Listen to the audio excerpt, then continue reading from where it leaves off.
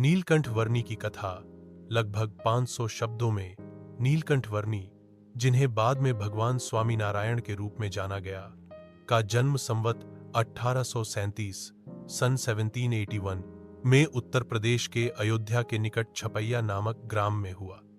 उनके माता पिता का नाम धर्मदेव और भक्ति माता था। जन्म के समय उनका नाम घनश्याम रखा गया। बचपन से ही वे अत्यंत बुद्धिमान, तेजस्वी और धर्मप्रेमी थे। घनश्याम जी में अलौकिक गुण बचपन से ही स्पष्ट थे। वे बहुत कम आयु में ही शास्त्रों का गहन अध्ययन कर लेते थे और ध्यान, योग तथा भक्ति में रम जाते थे। 11 वर्ष की आयु में उन्होंने संसार के मोह, परिवार और भौतिक सुखों को त्याग कर ईश्वर की प्राप्ति और सत्य धर्म की खोज के लिए घर छोड़ने का संकल्प लिया।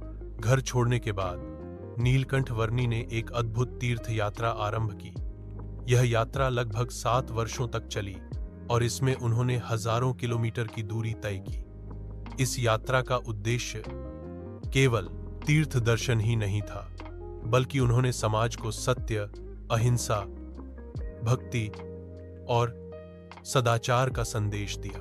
नीलकंठ वर्णी का जीवन अत्यंत सरल था।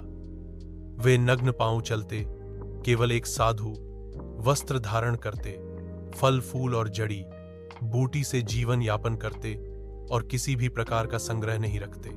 वे जहां भी जाते वहां के लोगों को सत्य, संयम, ब्रह्मचर्य, व्यसन मुक्ति और ईश्वर भक्ति का उपदेश देते।